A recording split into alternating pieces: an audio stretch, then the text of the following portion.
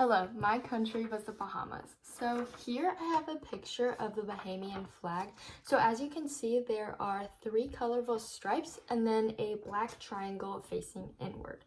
So the two turquoise or aquamarine colored stripes stand for the oceans and the sea, because the Bahamas is a collection of about 700 islands, so they are completely surrounded by water.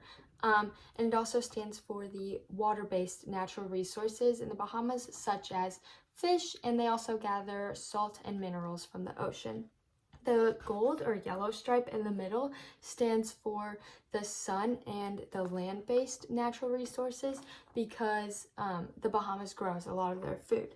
So the black equilateral triangle that's facing inward on the map, so the black stands for the strength and force of the Bahamian people, and then the way that it's facing inward shows how determined they are to develop and possess the natural resources of the Bahamas from the land and the sea. Here I have a map of the Bahamas. So here's a more zoomed out map. As you can see, right here is the United States, and then here's Cuba. So the Bahamas is actually east of Florida, and then right above Cuba. So it's a smaller country. Here I have a more zoomed in map of the Bahamas. So the biggest island of the Bahamas is called Andros Island, and it's right here. And then the capital of the Bahamas is Nassau, and it's located on a smaller island right next to the big Andros Island. The island that it's located on is called New Providence Island. So on that island is where the Lynden Pinling International Airport is located. So if you are going to travel to or from the Bahamas, that's most likely where it would be, and then you would go to one of the other islands after that. There are a lot of national parks throughout the Bahamas to showcase its natural beauty. So there's one located on New Providence Island, there's a couple on Andros Island, but the biggest and the main national park is located up here on the Grand Bahama Island, and that's called the Lucayan National Park. So it's located up here. Down here we have the Great Bahama Bank, and then we have the Little Bahama Bank up here as well. And then here we have the Northwest Providence Channel and the Northeast Providence Channel right through here. So the Bahamas is surrounded by water. So up here is the Atlantic Ocean, and then as you can see, it's also kind of near the Gulf of Mexico and the Caribbean Sea as well. So the population of the Bahamas is about 400,000 people, and then about 70% of that population is actually on New Providence Island, where the capital is.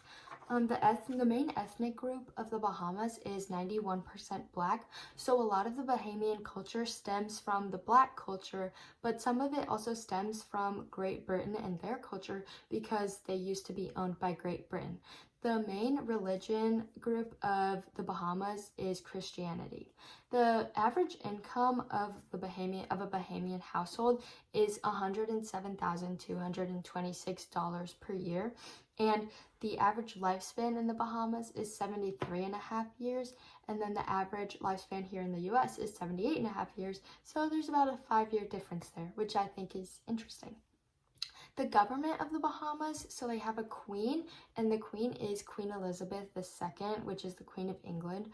They have a prime minister, which is their head of government, and his name is Hubert Alexander Minnis. And then they also have a bicameral parliament. So their government is similar to the US because they have a bicameral legislature just like we do. So their two branches are the Senate and the House of Assembly. And then the US two branches are the Senate and the House of Representatives. And then it's also similar because they follow a constitution and we follow a constitution as well. Although our governments are similar, they're also different because their head of government is the prime minister, and then although the queen is mainly for ceremonial purposes, she's also considered part of their head of government, and then our head of government is just the president of the United States. So the Bahamian economy is actually the best economy of its region. So the main branch of their economy is from tourism, and in 2019 they actually had 7.25 million people that visited the country. Their number one natural resource is arable land. Arable land is any land that can be plowed. Any land that can be plowed to grow crops. So they grow a lot of their food, and the Bahamas is really big on sustainability and leading a natural and healthy lifestyle, which is why arable land is their number one natural resource. They export and import. There are a lot of exports and imports of the Bahamas. Their main export are minerals. So the main mineral is salt, and they collect that all over the country from caves and from the oceans that surround the islands. Their main import is chemicals and fuel because they need to be able to power their machinery and their cars and stuff like that throughout the country. So the form of currency in the Bahamas is the Bahamian dollar, and the value of the Bahamian dollar is actually the same as the value of a US dollar. So a little fun fact about that is that if you're in the Bahamas, you can actually pay with the US dollar because it's the same value, so it really doesn't matter. Some sports that are popular in the Bahamas, so they do water sports, and then they also have land sports. So some of the water sports are windsurfing, sailing, diving, snorkeling, and then those sports are more done for like entertainment and enjoyment purposes. But some land sports that they play are cricket, soccer, and basketball. And then basketball actually became more popular recently. It's been gaining more traction, but it used to not be as popular in the Bahamas. And then the reason cricket and soccer are popular there is because of the connection to Great Britain, and the fact that they used to be part of Great Britain. The hobbies that are popular in the Bahamas are wood carving, and like they make a lot of things from palms, so they can make hats and purses and baskets from the palms and palm trees that are located throughout the country. A popular tradition that goes way back in the Bahamas is called the Junkanoo Festival. So it's a tradition that's been around for hundreds of years, and it's pretty much just a big parade. It's really colorful. The people wear costumes and they dance, and there's loud music, and it's pretty much just a big party for everyone to get together and celebrate their culture. There are also competitions at the festival. So there's like a best dancer competition, best singer, best dressed. So that adds a fun element of like competitiveness for the people as well. So the Bahamas is a really big tourist country, and the main tourist attractions are the beaches. They're known for their bright sand and their clear blue water. So the main attraction there is called Pig Beach, and it's on a little island called Exuma. So it's right here. You can't really see it, but it's super small. And there are about 50 pigs located there, and they're known for being super friendly and playing with animals. And that island is actually uninhabited by humans, so there aren't really any restaurants or hotels, which is cool because it doesn't really allow for like littering or the land to get messed up by humans, which is very interesting to me.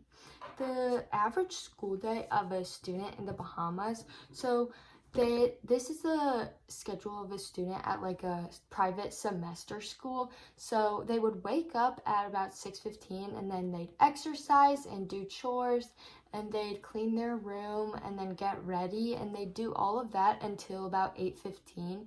And at 8:15 they'd have breakfast, and then they actually take turns doing the dishes at their school. So I think that they probably alternated by like week. So I think that's interesting that the kids have to, help clean up and stuff like that. At 9:15, so from 9:15 to 12:15, they have their morning classes, and then at 12:15, they go to the communal dining hall to eat lunch. From 1:15 to 4:15, they have their afternoon classes, and then at 4:15, they have a thing called exploration time, so they get to explore the area surrounding them. They can do homework, they can take a nap if they had a long day, or they can go to like the city and they can go shopping or visit beaches and shops like that. At 5:55, they have dinner and they reflect on their day and how it went and yeah, how they felt about their classes that day. At 7:15, they have from 7:15 to 10, they have their study time. So they study, they like wind down in their rooms, and then they are allowed to use their phones for 20 minutes a week. So during that time. So I think that's very different from how it is here. I think it's cool that the school kind of forces them to be more separated from their technology, but I also think I don't know. I don't think I would be able to do that because 20 minutes a week, that's not enough for me. But anyways, I think that's interesting that although they're trying to keep them separated from their technology, they still allow them to use it every week. And then at 10 o'clock, they have their nightly check-in. So a teacher or I don't know, someone who's in charge there just kind of checks in on them, makes sure everything is going well. And then at 10:30, everyone is supposed to go to bed, and it's the same thing the next day. So that was my country report. Thank you for watching. I hope you liked it. Yeah, have a good day. Bye.